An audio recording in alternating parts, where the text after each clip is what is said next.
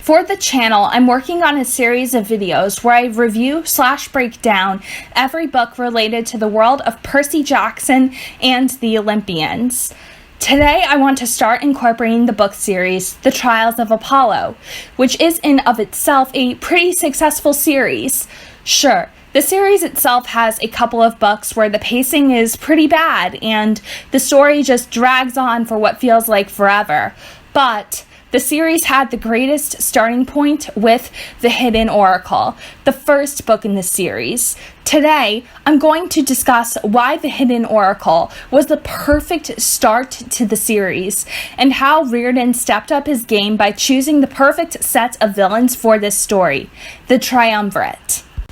Also, if you're brand new here, be sure to hit that subscribe button and follow me on Instagram. On there, I post a lot of behind the scenes for my videos, as well as my most recent headshot updates and news regarding my ventures to find an acting agency. Without further ado, enjoy my assessment of The Trials of Apollo, The Hidden Oracle. When Rick Riordan announced his plans of creating a series where the god, Apollo, receives a punishment from Zeus in regards to his succumbing to flattery from Octavian at the end of The Blood of Olympus, it read as similar to the very first Thor movie, where a god is cast out of his divine home and made mortal, and he is put through a series of trials to gain his godhood back. He came up with the idea when he was writing the guidebook, Percy Jackson's Greek Gods, where he learned of stories that consisted of Zeus punishing Apollo often in the old stories. Now, this was crucial, because until this series, Apollo was a very vain, self-centered god, easily allowing himself to be flattered and thinking of himself as the most handsome god, granted because he is the sun god. The earth revolves around the sun, so naturally, that would make a man very selfish and pig-headed. He was already established in the series, and he needed to go through a drastic change in order to humanize him more. He needed a reminder that the world didn't revolve around him, and by Zeus transforming him into the flabby, acne-specked Lester Papadopoulos, he was broken down completely, and it gave him a lesson in humanity. The first lesson Apollo learned was a rather harsh one, and it's the fact that not everybody adored him. In his human form of Lester Papadopoulos, he was made so unbearably human, with acne and body fat. When he was attacked in the alleyway by Cade and Mikey, he learned very quickly that he had absolutely no ounce of his godly powers, and he was quick to get the living crap beaten out of him and rescued by his young master, Meg McCaffrey. Speaking of Meg, I must confess that when I started reading this book, I really didn't like her character all that much. In fact, she was one of the least likable female characters that I've come across while reading. And that surprised me, because Rick Riordan is great at creating likable, vivacious, smart, strong female characters. If you like Meg and she's one of your favorites, then that's okay. You can disagree with me. But for me, Meg had all the annoying traits of some kids that I myself interacted with when I was in middle school and high school. The kids that were infuriating and crass, who pushed my buttons and said stupid things to get under my skin. I couldn't believe that this was the kid whom Apollo had to serve until he got his godhood back. Sure, I began feeling for her much later on, but still, there were times I just didn't enjoy reading about her because she just acted so immature and childish, blowing raspberries at Apollo, intentionally trying to wake Seymour the leopard taxidermy by hitting him with cookies, and saying lines like, "You look yuck." Sure, Percy Jackson started off as kind of annoying too, but at least he had enough self-awareness to know what he sounded like to other people. Meg just didn't display that at all. I still think she's one of my least favorites to this day. Maybe my opinion on her will change once I finish reading the entire series for a second time, but as of where it stands, there's still a part of me that just doesn't like her, but I digress.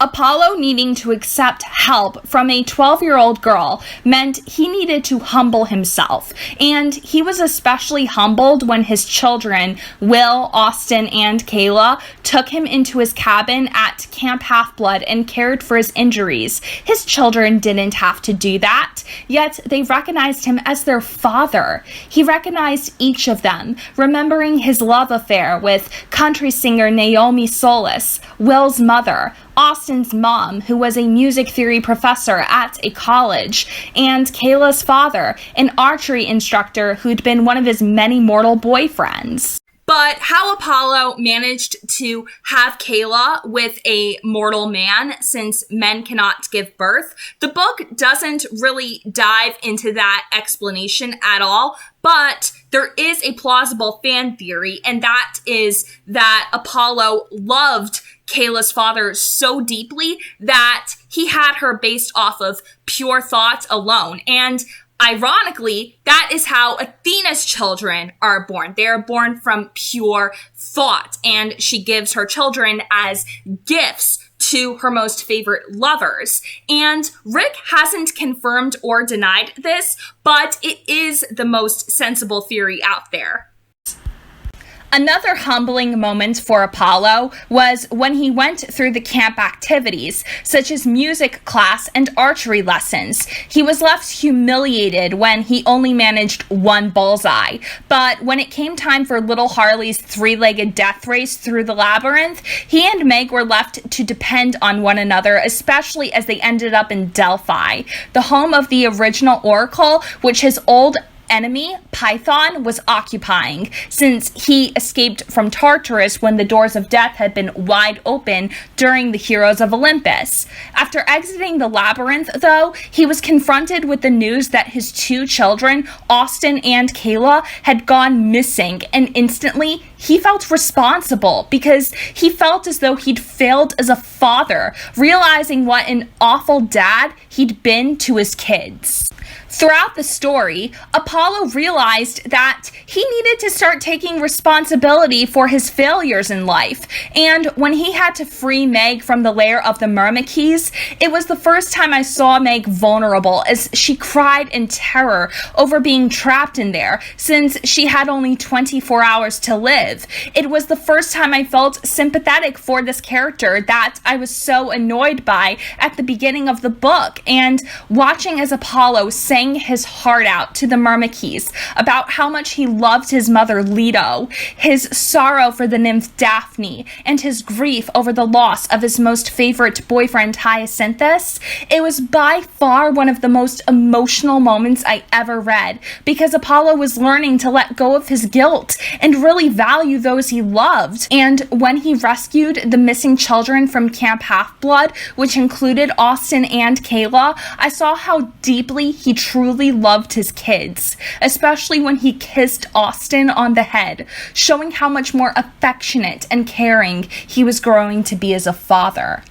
But the biggest moment for me was Apollo's reaction to Nero being Meg's stepdad. I realized Apollo truly grew to care for Meg, especially when he tried telling her how evil Nero really was, how he slaughtered the Christians and fed them to the lions after blaming them for the Great Fire, which he'd actually done. This is why I feel the triumvirate of Nero, Caligula, and Commodus were the best choice for villains of this series, because all three of them were sadists who ruled ancient Rome. Caligula was especially a jackass who abused and used women and had people eaten alive in the Colosseum as part of his sick entertainment. Their ruling style was the very thing that influenced fascists like Mussolini and Hitler. The word fascism comes from the wooden axes, fasces, and the crossed axes were used as that symbol of power for them. And as Rick Riordan wrote more stories to add to his Camp Half-Blood Chronicles,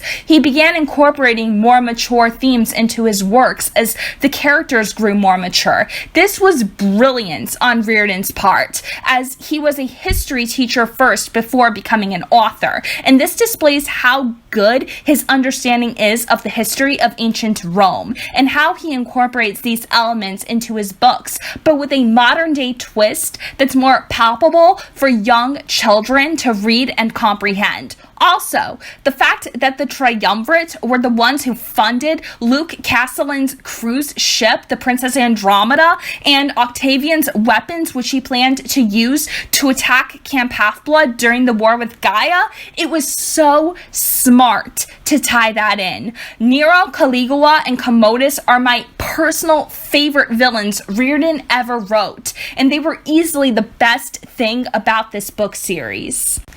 The Hidden Oracle is an example of how to begin a series on a strong note, by having us get to know a character we are already familiar with, but in entirely new ways, and putting him in a position where he's most vulnerable. It leaves the character no choice but to change, and by the end of this series, Apollo really did change, and for the better.